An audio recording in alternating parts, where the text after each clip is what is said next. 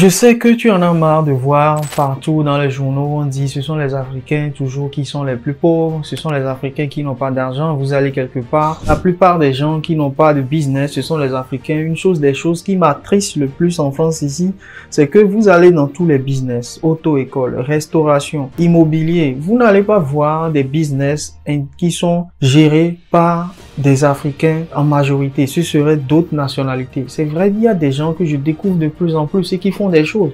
Mais on ne va pas se limiter là-bas. Vous-même, vous savez que c'est un gap.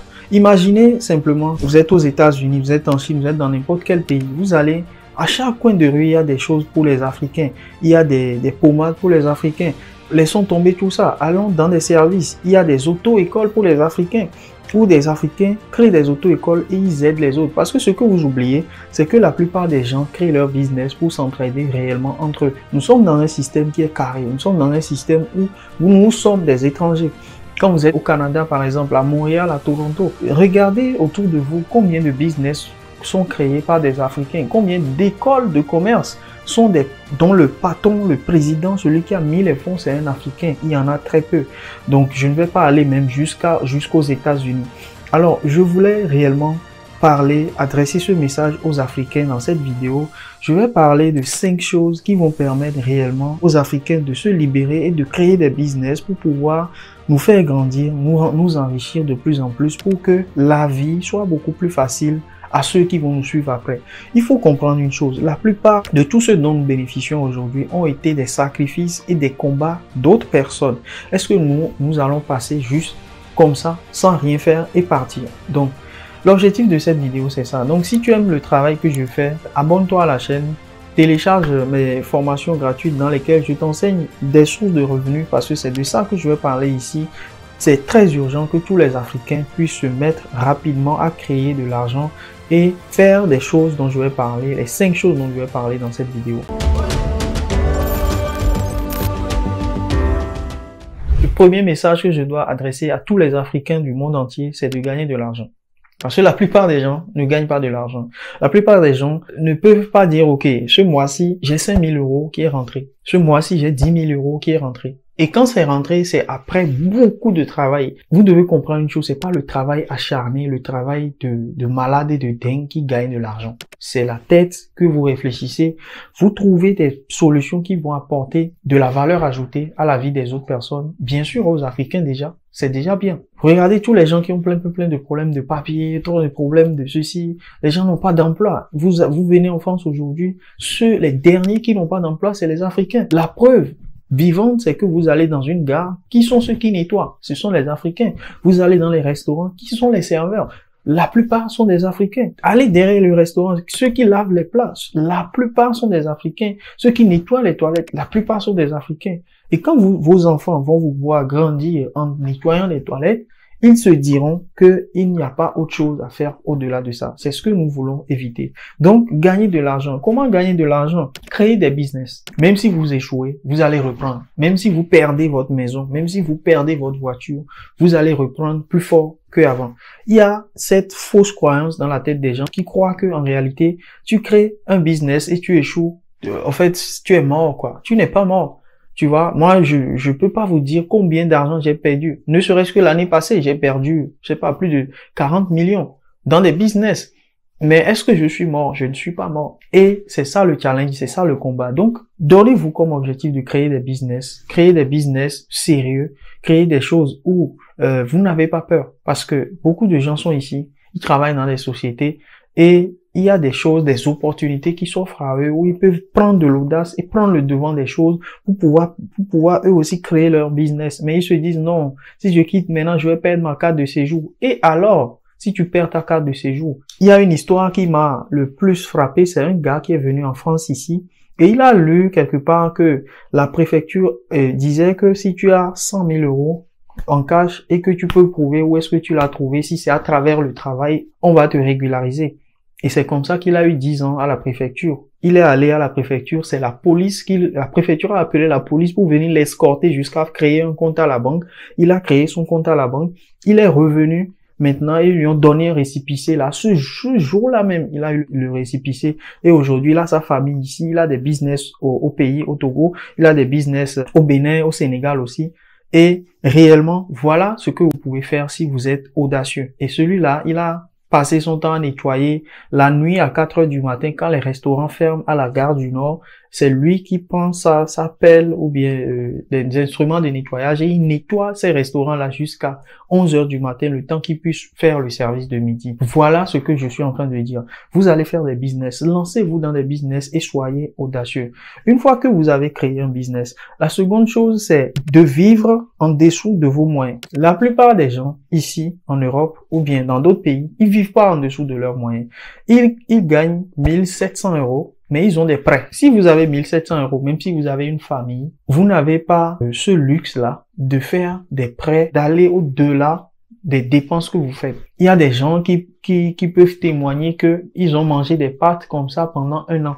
Mais quand vous faites ça, ça vous permet de faire quoi? Ça vous permet de vivre en dessous de vos moyens. Et quand vous vivez en dessous de vos moyens, vous avez la capacité d'épargner de l'argent. N'allez pas en vacances si vous n'avez pas les moyens d'aller en vacances. Je vois des gens qui sont des Africains qui vont en vacances au pays avec des dettes.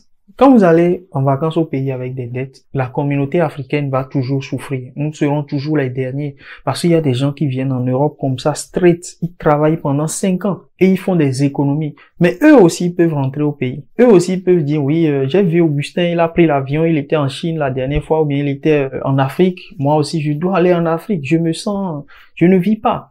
Tu n'as pas le droit de vivre, tu n'as pas le droit à la parole, tu n'as pas le droit à rien si tu vis au-dessus de tes moyens. Donc, déjà, ça va m'amener à la troisième chose, c'est que vous devez sortir des dettes. Sortir des dettes, ça veut dire quoi? Sortir des dettes, c'est simplement prenez les dettes les plus hautes que vous avez et faites tout pour les payer.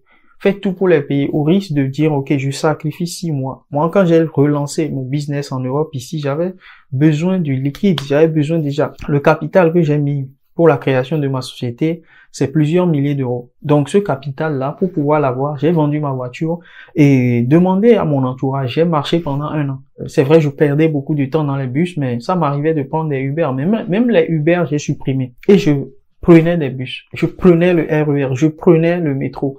Mais ça ne veut pas dire qu'aujourd'hui, si je suis à Paris et que je ne suis pas dans l'une de mes voitures, je vais prendre encore le RER. Je prends le RER peut-être si j'en ai envie ou bien si c'est plus rapide.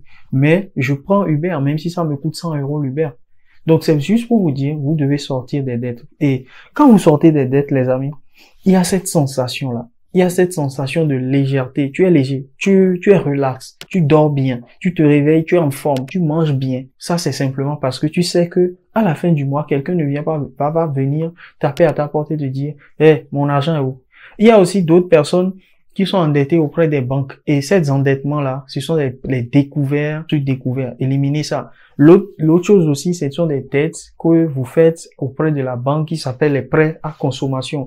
Ici, les gens peuvent faire des prêts à consommation et beaucoup de gens utilisent ça pour construire au pays. Quand vous construisez votre maison avec un prêt à la consommation en Europe, c'est que vous avez vendu 10 ans de votre vie. Vous êtes condamné à ne pas pouvoir faire du business.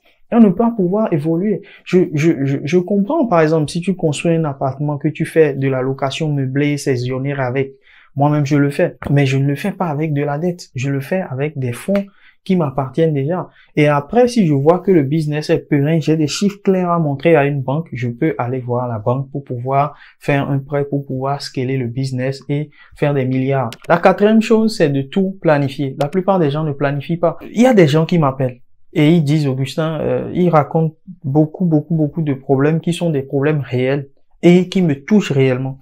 Mais ce genre de problème-là a besoin systématiquement de 600 euros, 1200 euros, 70 euros, même si c'est 1 euro. Je suis désolé, mais je ne prête pas. Parce que ce n'est pas planifié. Si tu ne planifies rien, c'est que tu planifies d'échouer. Donc, je ne planifie pas d'échouer. La plupart des gens, quand ils sont en train de tomber, ils veulent que tu les tiennes. Et quand tu les tiens, toi aussi tu tomberas avec eux.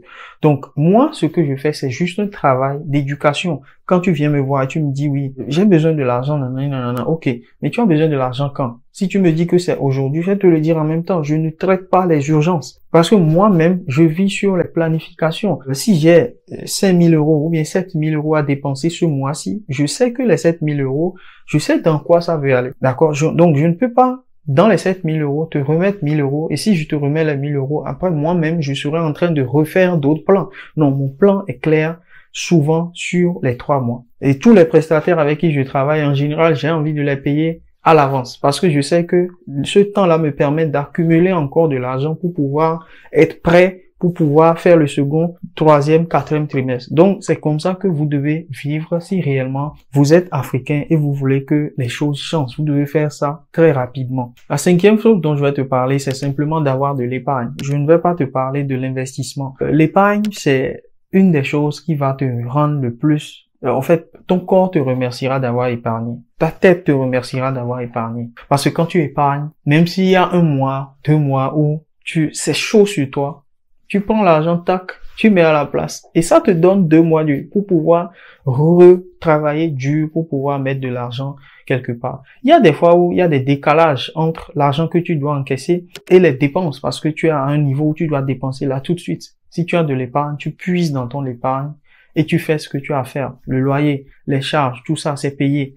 Personne ne saura ce qui se passe derrière, tu vois. Et même si tu as de l'argent, ou bien quelqu'un qui te croit et qui croit en toi, qui sait que tu as de l'argent, en épargne, beaucoup d'argent, celui-là, même la banque te prêtera de l'argent pour régler les urgences et après tu retournes l'argent quand l'argent va venir sans toucher ton épargne. Donc l'épargne, c'est super important. La plupart des gens vont vous dire en ligne ici, oh, quand on épargne, oui, l'argent, il y a l'inflation, les banques utilisent l'argent pour déposer et tout, les amis. Ayez de l'épargne. Je pense que avec le temps sur cette chaîne, on parlera d'investissement. Je vous partagerai en quoi j'investis et en quoi je n'investis pas du tout. Et vous pouvez en tirer des leçons, bien sûr, si ça vous aide. Pourquoi pas. Ciao.